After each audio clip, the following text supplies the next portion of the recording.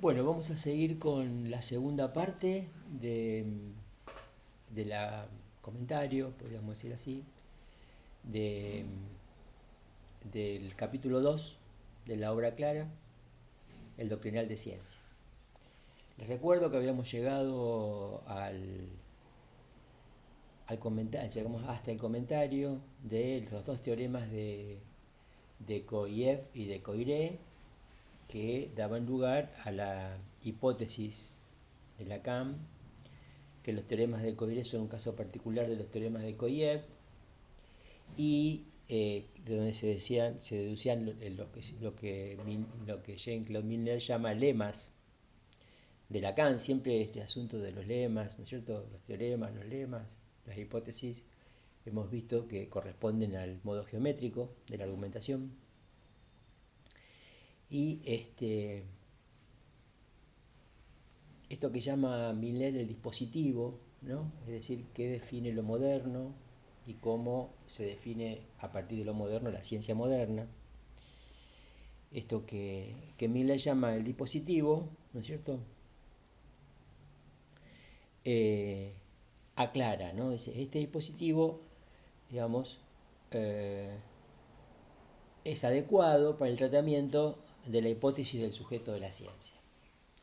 Y nos aclara que esa hipótesis pasa por Descartes. Bueno, Descartes fue comentado mucho por Lacan en toda su enseñanza, siempre alrededor de la temática del sujeto, y hay un análisis muy pormenorizado por parte de Lacan del cogito cartesiano, y está tratado de distintas maneras en distintas oportunidades, ¿no? Es difícil, yo diría, unir todos esos comentarios en uno solo, y aquí nos vamos a tener solamente a lo que podría llamarse la demostración de que el sujeto sobre el que operamos en el psicoanálisis es el sujeto de la ciencia, y por ende, digamos, es el sujeto cartesiano, es el sujeto que está articulado en las meditaciones metafísicas de Descartes, ¿no? Que se sintetizan en el pienso luego soy, que en realidad así, eso solo dicho así no dice demasiado, y es por eso que vamos a entrar más finamente a ver de qué manera ese pienso luego soy arroja, digamos así, da lugar a lo que llamamos el sujeto. Como ya habíamos dicho, ¿no es cierto? Aquí se declara en este texto a Descartes, no es un invento de Milner, digamos, se lo declara a Descartes como el primer filósofo moderno, y surge una serie de aclaraciones sobre cómo funciona esta reflexión sobre, podríamos decir en Descartes, sobre el pensamiento y el ser, ¿no? Pienso, luego existo, evidentemente, concierne a eso, ¿no? Pienso, luego yo soy, concierne a eso, ¿no? A una identificación que realiza Descartes entre el pensamiento y el ser, pero esta identificación y en el contexto en el cual él da esta identificación solo tiene sentido en la modernidad, no se hubiera podido producir esta pieza de pensamiento en la antigüedad. Es bien moderna, ¿no? Es fundante de la modernidad y es bien moderna la reflexión de Descartes.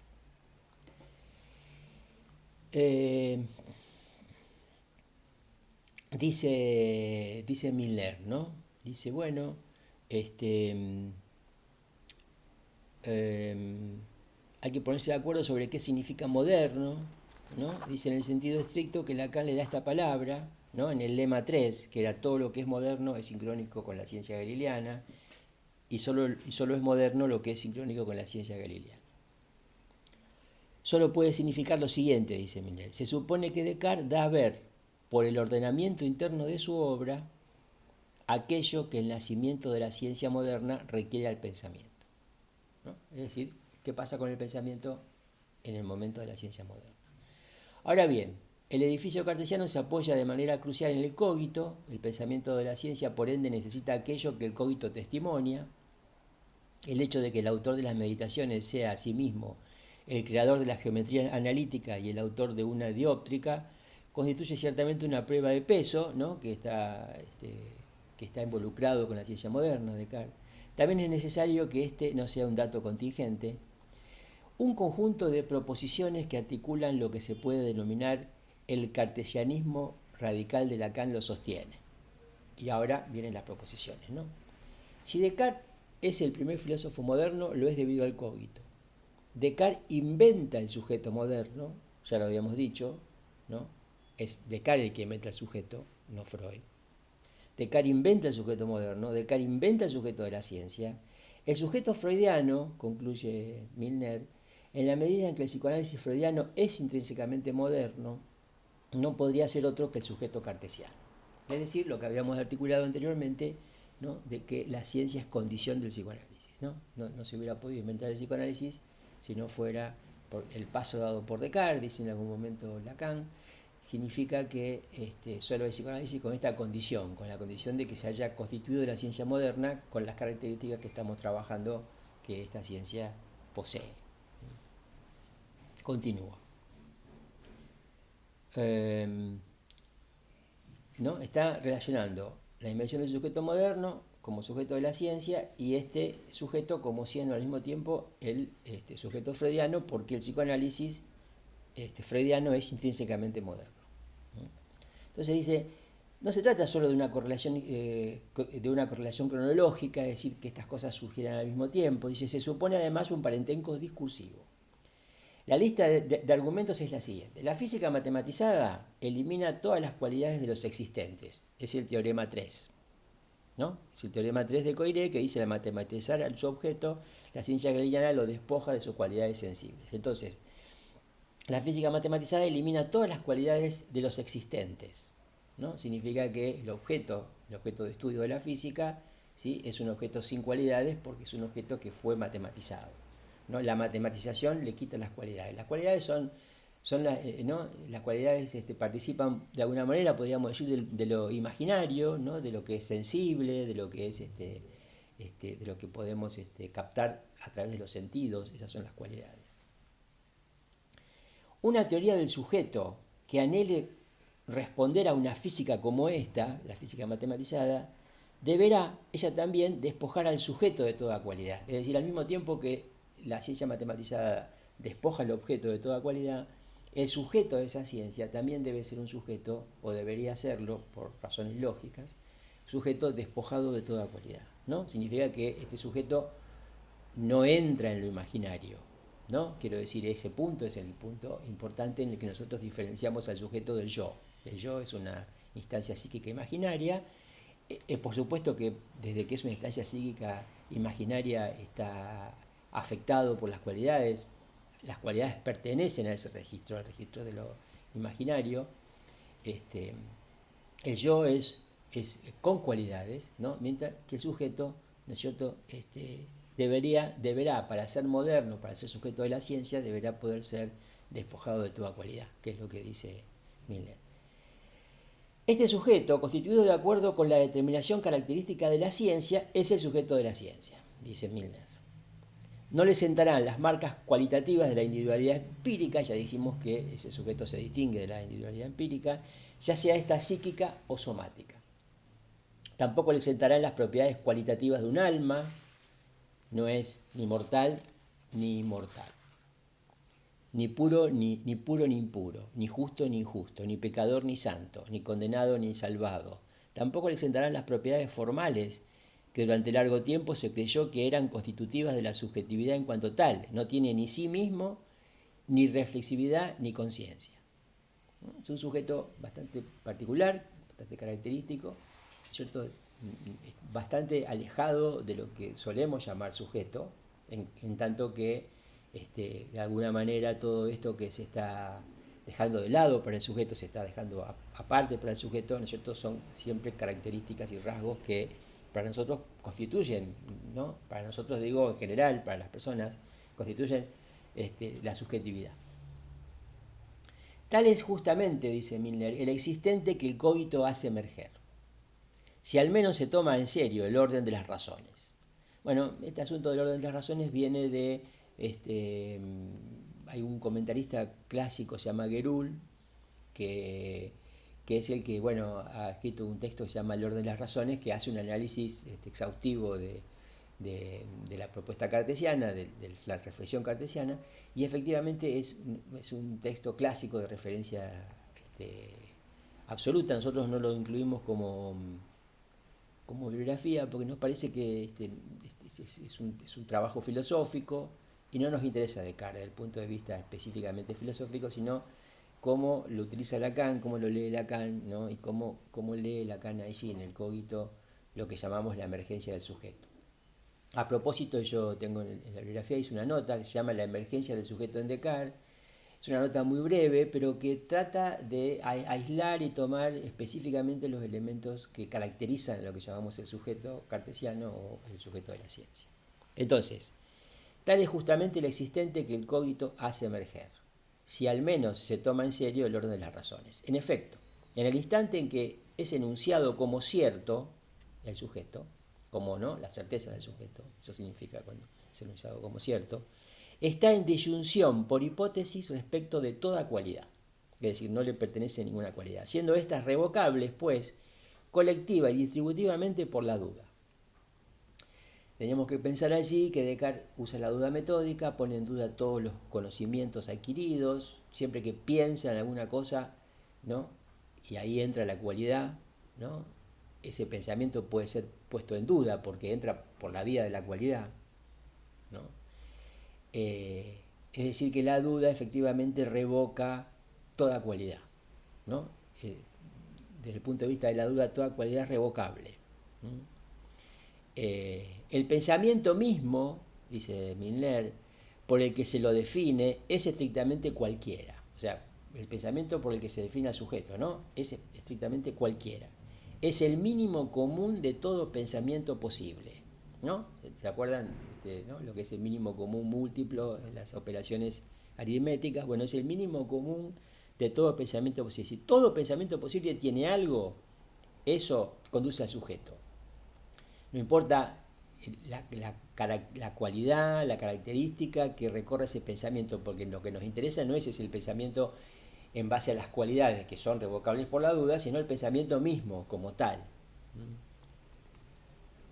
Porque todo pensamiento, cualquiera que sea, verdadero o falso, empírico o no, razonable o absurdo, afirmado o negado o puesto en duda, puede brindarme la oportunidad de concluir que yo soy, ¿no? Que es la conclusión a la que llega Descartes, ¿no? Ustedes saben que Descartes dice, bueno, dudo en el conocimiento, se puede dudar del conocimiento sensible, se puede dudar del conocimiento matemático, ¿no? Es decir, aquello en lo que Descartes piensa, ¿no? Entra en el terreno de la duda porque, digamos, no puedes aseverar, ¿no es cierto?, que allí haya una certeza.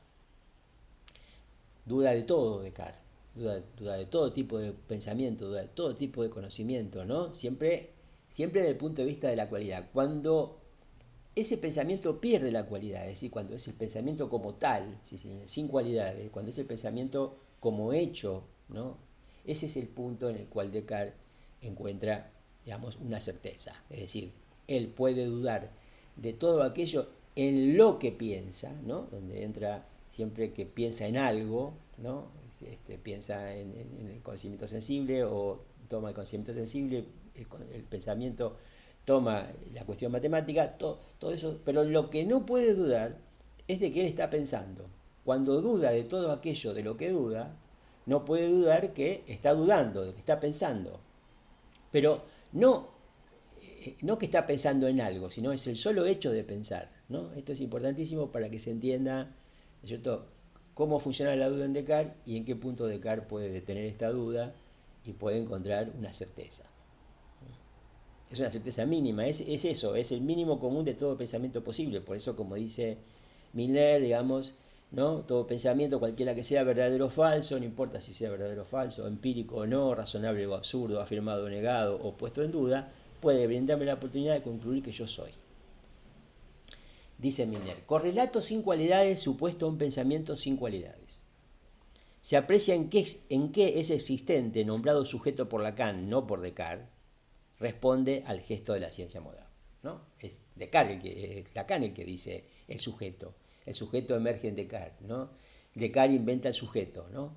El sujeto está ahí, ¿no es cierto? Está ahí en el momento en el cual encuentra Descartes esa certeza, por eso que Lacan puede hablar de que la certeza es del sujeto, ¿no? Es del sujeto.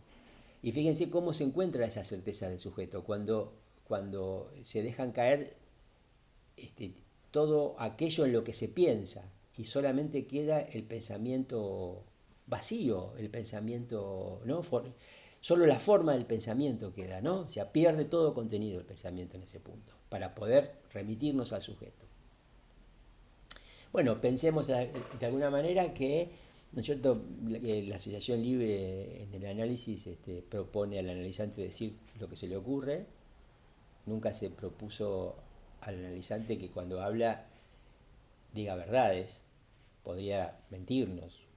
Es más, si se quiere, al proponerle que asocie libremente, se le propone que diga cualquier cosa, porque no nos interesa estrictamente aquello que diga, digamos, sino el hecho de que está hablando, el hecho de que lo diga, ¿no? En ese punto hay una correlación entre, ¿no es cierto?, lo que dice, lo que propone Descartes y lo que propone Freud cuando propone la asociación libre.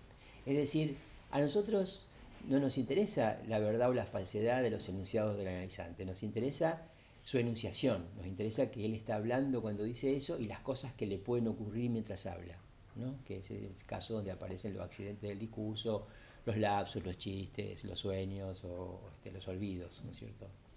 Es decir, para ser un poco más claro sobre este punto, no le creemos demasiado al paciente. No se trata de que nosotros le creamos lo que dice, no ese es el punto. Eso no es de nuestro interés, ¿no? Lo escuchamos, que es algo bastante diferente. Continúa Milner, ¿no? Es verdad que Descartes no se detiene allí, pasa sin esperar, no se detiene allí, ¿qué significa? No se detiene, digamos, en ese sujeto, ¿no? En ese existente que es Lacan el que lo llama sujeto, ¿no? Encuentra esa certeza y sigue adelante. Por eso dice Milner, es verdad que Descartes no se detiene allí, pasa sin esperar y cual deprisa a la conciencia y al pensamiento cualificado, ¿no? Es decir, esa salida del cogito, ese pienso, ¿no es cierto?, que es lo que da el hecho de pensar, que es lo que le da la primer certeza a Descartes, ¿no es cierto?, que lo saca de ese abismo de la duda sin fondo, porque al fin de cuentas se presenta así, como una duda sin fondo, ¿no? Descartes encuentra esa certeza y enseguida pasa al pienso, luego existo, pienso, luego yo soy. Por eso que el pensamiento, si bien en ese punto podríamos decir así, se vacía de contenido, ¿no? Inmediatamente Descartes, ¿no?, lo vuelve a llenar, ¿no es cierto? Por eso que dice Milner, pasa sin esperar y cual deprisa a la conciencia y al pensamiento cualificado. Sigue Milner. Pues se trata efectivamente de pensamiento cualificado una vez planteada la sinonimia, una cosa que piensa, es decir, una cosa que duda. ¿Qué soy? ¿No? Una cosa que piensa, es decir, una cosa que duda, que concibe, que afirma, que niega, que quiere, que no quiere, que imagina y que siente. Es decir, ahí se pasa al pensamiento cualificado, ¿no? A la cualidad, se vuelve a la cualidad ¿no?, que por la operación cartesiana habíamos dejado de lado anteriormente, ¿no? Entonces, se comprende, pues, dice Milner, que Lacan nunca se apoya en lo que se puede llamar la avanzada extrema del cogito, es decir, ¿no?, la salida del cogito, ¿no?, y que por todos los medios se dedique a suspender el paso del primer tiempo al segundo, ¿no? Se entiende que el primer tiempo es el pienso, el segundo es luego existe. Con este fin, encierra el cogito en su enunciación estricta. Esto es importante, ¿no? Es la enunciación del cogito lo que nos interesa, no los enunciados. Los enunciados son cualificables, ¿no? Giran alrededor de la cualidad, ¿no? La enunciación, no. La enunciación es el despojo absoluto de la cualidad, ¿no? Por eso, con este fin encierra el cogito en su enunciación estricta y cierra además esa enunciación sobre sí misma, haciendo de la conclusión luego yo soy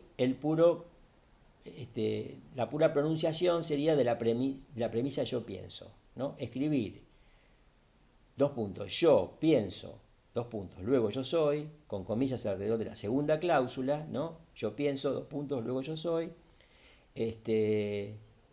Hace eso Lacan, ¿no? Lacan pone, ¿no? Yo pienso, dos puntos, comillas, luego yo soy. Lo escribe de distintas maneras, pero en este caso, como dice Milner, trata de encerrar el cogito en su propia enunciación. Se asegura así, dice Milner, hablando de la lectura que Lacan hace de Descartes, se asegura así la insistencia del pensamiento sin cualidades, detenido justo antes de polimerizarse en duda, concepción, afirmación, negación, etc. Ahora bien, el pensamiento sin cualidades, y esto es importante porque de este punto vamos a ir al inconsciente, ¿no? Porque eso es lo que nos interesa a fin de cuentas. Ahora bien, dice Milner, el pensamiento sin cualidades no solo es adecuado para la ciencia moderna. Lacan demuestra que también es necesario para fundar el inconsciente freudiano, ¿no? Fíjense que quiere decir que si vamos a seguir este camino, digamos, esto que abre Descartes como con el pensamiento sin cualidades, esto nos da la posibilidad de llegar al inconsciente freudiano. El pivote del programa de Freud reside en esta constatación que el hecho del sueño parece imponer. Hay pensamiento en el sueño. Ustedes recordarán que Freud dice que los pensamientos son inconscientes, ¿no? Que hay pensamiento en el sueño, que el pensamiento es inconsciente. De ello se sigue el razonamiento. Si hay pensamiento en el sueño, en la agudeza, ¿no? En lo que llamamos el chiste, en los malogros de la vida cotidiana, lo que llamamos los actos fallidos, ¿no? Etcétera, entonces el pensamiento no es lo que dice de él la tradición filosófica. Principalmente no es un corolario de la conciencia de sí, ¿no? Hay pensamiento inconsciente, pensamiento sin conciencia, sin que haya conciencia. Por lo tanto, hay pensamiento en el sueño, en la agudeza, en los malogros de la vida cotidiana, etc. Lo establecen la interpretación de los sueños y las obras ulteriores. Entonces, bueno, si se admite que la proposición negativa, la conciencia de sí, no es una propiedad constitutiva del pensamiento, ¿no?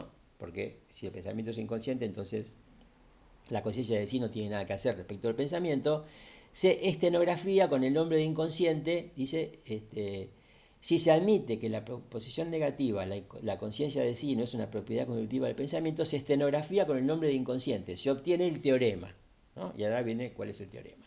Si hay pensamiento en el sueño, hay un inconsciente, se obtiene a su vez el lema. El sueño es la vía regia del inconsciente y la definición que se deduce del teorema y del lema es afirmar que hay inconsciente equivale a afirmar que ello piensa, ¿no? Es el ello freudiano, ¿no? El eso, el ello. Eso, ¿no? Quiere decir ahí no hay ningún sujeto inicialmente, ¿no? No hay ningún sujeto que piense. Es un pensamiento sin conciencia, es un pensamiento sin sujeto ¿no? Que después, ¿no? Veremos de qué manera después hay que hacer lugar al sujeto de ese inconsciente, ¿no? Al sujeto de ese pensamiento. Cuando se tiene un sueño, cuando se relata el sueño, hay pensamiento inconsciente en el sueño. Es una formación del inconsciente. Bien, tenemos que lograr, digamos, que se haga lugar al sujeto de ese inconsciente, ¿no? Es decir, se entiende que en ese sentido no es lo mismo el inconsciente que el sujeto, ¿no? Digamos, podemos soñar y eso no significa que esté en juego el sujeto del inconsciente. Está en juego el inconsciente, pero no el sujeto, ¿no? Cuando a ese sueño lo tratamos analíticamente y llegamos a una interpretación de ese sueño, ¿no? Podemos decir que estamos dando lugar, haciendo posible que respecto de esa formación del inconsciente se dé lugar, se haga posible,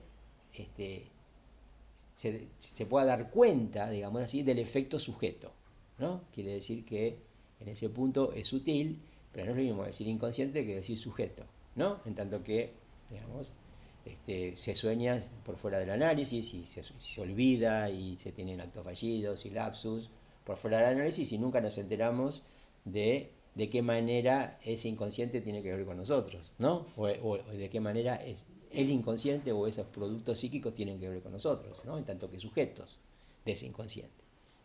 Es decir, que el análisis permite que uno se haga sujeto, ¿no? Del inconsciente que lo determina, ¿no? Según cómo lo determina, a través de este grupo de formaciones del inconsciente, que son el sueño, el olvido, el chiste y también el síntoma, ¿no es cierto? El síntoma también tiene la misma estructura que el sueño, dice Freud, ¿no? Cuando dice que haber resuelto el enigma del sueño es también haber resuelto lo que presenta como problema la histérica, ¿no? Lacan agrega, entonces tenemos, ¿cierto? Si hay pensamiento en el sueño, hay inconsciente, se obtiene el lema, el sueño es la vida regida del inconsciente, y la definición que se deduce del teorema del lema es afirmar que hay inconsciente, que vale a afirmar que ello piensa. Lacan agrega solamente la proposición extraída de Descartes y extendida a Freud. Si hay pensar, hay algún sujeto, ¿no? Ahí viene el tema. Tenemos que suponerlo inicialmente, ¿no? No podemos no suponer el sujeto. Eso no significa que hayamos obtenido el efecto sujeto, que es el que aparece a través de la interpretación o por la interpretación. El razonamiento es verdadero, no obstante, solo con dos condiciones. Hace falta, primero, que pueda haber sujeto en él, ¿no es cierto?, en el pensar, aun cuando no haya conciencia de sí mismo. Perdón, conciencia ni sí mismo. Esto requiere una teoría no trivial del sujeto. Hace falta, segundo, que el pensamiento que constituye el paño del sueño y del malogro esté disjunto de toda cualidad, ¿no? Bueno, es decir, nunca vamos a poder interpretar un sueño si atendemos al sentido, al contenido del pensamiento, ¿no es cierto?, a la cualidad. Siempre vamos a poder interpretar el sueño cuando lo tomemos, ¿no?, en su estructura significante, que es justamente la estructura sin sentido, ¿no? Está por fuera del sentido.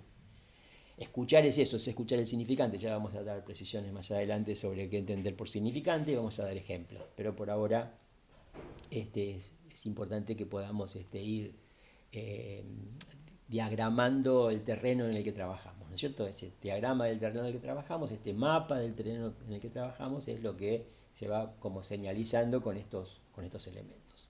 Entonces, el pensamiento que constituye el paño del sueño y del malogro de la vida cotidiana esté disjunto, ¿no? Eso hace falta, dice Miner, que esté disjunto de toda cualidad. De esta manera se sabrán los fenómenos. El freudismo, según Lacan, se apoya en la triple afirmación de que hay inconsciente, de que éste no es ajeno al pensar y que por lo tanto no es ajeno al sujeto de un pensar. Si lo fuese, si el sujeto fuese ajeno a ese pensar, el psicoanálisis sería ilegítimo de derecho y sin duda imposible como práctica. En efecto, un inconsciente ajeno al sujeto que piensa es somático, ¿no? Es somático, pero lo somático no tiene nada que ver ni con la verdad ni con la palabra. Sin embargo, el psicoanálisis tiene que ver con la verdad y con la palabra, el inconsciente, en tanto que el psicoanálisis tiene que ver con él, no es pues ajeno ni al sujeto ni al pensamiento. Como contrapartida, ni el sujeto ni el pensamiento exigen la conciencia, ¿no? Bueno, esto es importante porque fíjense que el término inconsciente, ¿no?, tomado solo como lo que no es consciente, podría hacernos creer que, por ejemplo, la digestión de alguna manera es inconsciente, ¿no? No somos conscientes que hacemos la digestión. Sin embargo, no es inconsciente en el sentido freudiano del término, ¿no? No es inconsciente en el sentido que Freud le daba al inconsciente, ¿no?, que es que tiene que tener que ver con la verdad y con la palabra, ¿no? Tiene que tener que ver fundamentalmente con la palabra, tiene que tener que ver con esa estructura del lenguaje que es como Lacan define al inconsciente, ¿no? El inconsciente está, dice Lacan, estructurado como un lenguaje. Quiere decir que no es inconsciente solo lo no consciente, sino que es inconsciente todo aquello que demuestre que ha sido producido apoyándose, ¿no?, en la estructura del lenguaje, o podemos decir en el significante, o que está en juego en esa producción la palabra, o bueno, como dice acá el texto también, algo que tiene que ver con la verdad.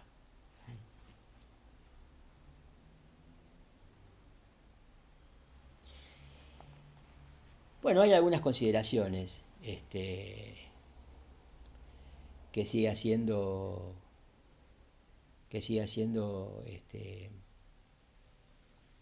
Milner, ¿no es cierto?, sobre el sujeto, ¿no es cierto?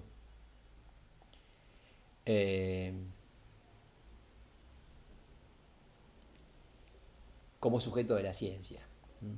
Para llegar a concluir, y esto es a donde yo quería arribar, ustedes van a leer el texto y van a preguntar, en todo caso, tanto en los teóricos como en los prácticos, en las consultas, van a preguntar lo que no entiendan, lo que les parezca que hay que aclarar, porque bueno, no podemos explicar todo, si algunas cosas ustedes las pueden aprender espontáneamente, ¿no es cierto?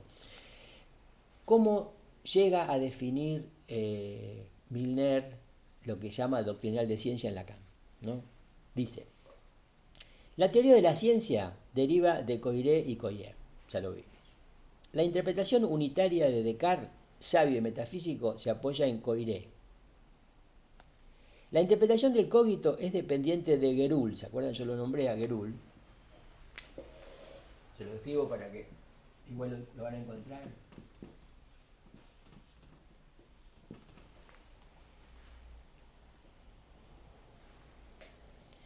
La interpretación del cogito es dependiente de Geroul, ¿no? Es el que escribió El orden de las razones y es el que hace un análisis minucioso del cogito, lógicamente y filosóficamente hablando. Desde el punto de vista lógico, desde el punto de vista filosófico. La interpretación del cogito es dependiente de Geroul. El axioma del sujeto es retomado en homonimia o sinonimia de la tradición post-kantiana. Pero, ¿no? O sea, quiere decir que todo eso no pertenece a Lacan, ¿no? Ni la teoría de la ciencia, ni la interpretación unitaria de Descartes, ni la interpretación del cogito, ¿no? Pero, dice, la hipótesis del sujeto de la ciencia, la hipótesis del sujeto de la ciencia, o sea que la ciencia genera un existente que llamamos sujeto, esa es la hipótesis del sujeto de la ciencia.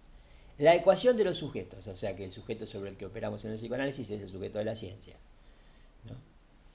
La interpretación que implica de Freud y la articulación del conjunto, ¿no? La interpretación que implica de Freud, todo esto, la hipótesis del sujeto, la ecuación de los sujetos, la interpretación que implica de Freud y la articulación del conjunto son específicas de Lacan. Por ello, es justo hablar, a propósito de Lacan, no de una teoría de la ciencia, ni siquiera de una epistemología, ¿no? Teoría de la ciencia ya es la de Coiré y Coyer, ¿no? No una teoría de la ciencia, ni siquiera de una epistemología, sino de un verdadero doctrinal de ciencia. Se designará así específicamente la conjunción de las proposiciones sobre la ciencia y de las proposiciones sobre el sujeto. Bueno, esto llama Milner el doctrinal de ciencia, que es como se llama el capítulo, ¿no? Es importante recorrerlo de esta manera porque si decimos rápidamente el sujeto es el sujeto de la ciencia, ¿no es cierto? Acá está demostrado, explicado, con alguna sutileza y precisión, ¿no es cierto?, de qué manera se llega a eso. Ustedes van a ver que el capítulo tiene otros puntos, la estilística historicista, la epistemia antigua, son los otros puntos que faltan para, digamos así, completar el capítulo, que el historicismo no es necesario,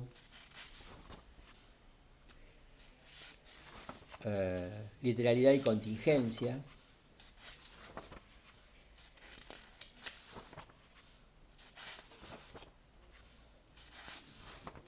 Y ahí termina.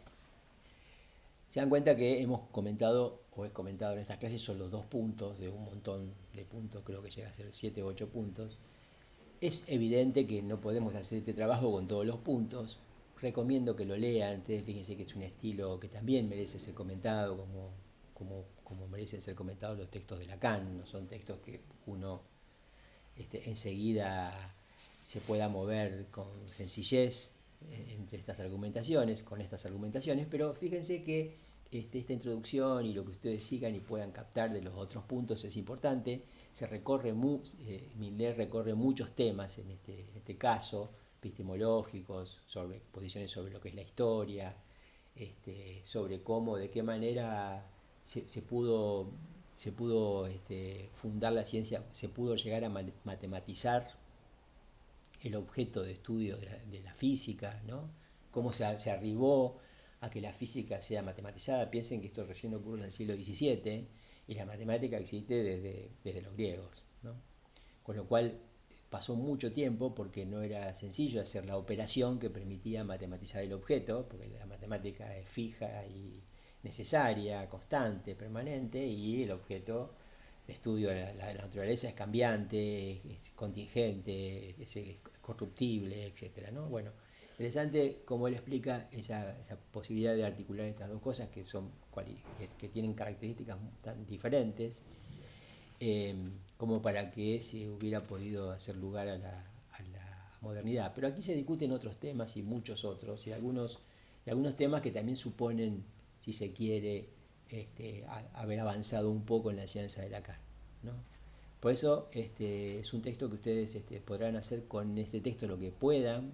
Fíjense que lo importante son estas articulaciones, las más importantes son estas articulaciones que yo he tratado de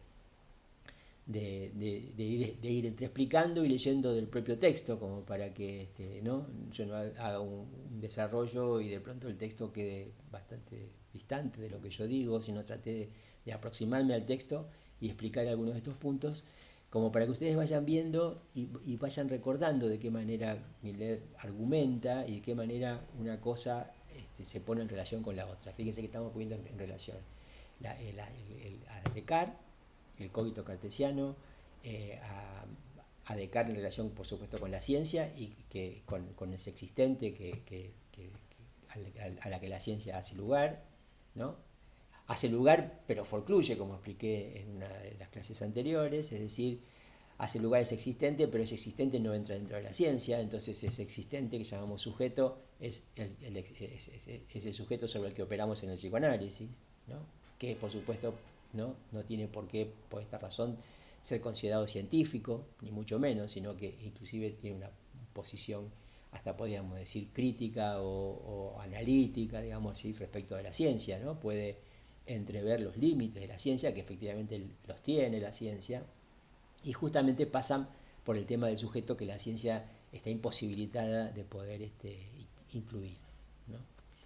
Y cómo esto, que está en Descartes como pensamiento sin cualidades, el punto de certeza al cual arriba Descartes y acaban, digamos, o limitan la duda abismal en la que se compromete, cómo ese punto de certeza que surge del pensamiento sin cualidades se lo reencuentra, digamos así, en lo que Freud dice cuando habla del pensamiento inconsciente, ¿no? El pensamiento inconsciente es el pensamiento sin cualidades y entonces todo esto también apunta, conduce, nos orienta hacia lo que llamamos sujeto, que es importante porque si operamos sobre un sujeto y ese es el sujeto sobre el que operamos, en el psicoanálisis sería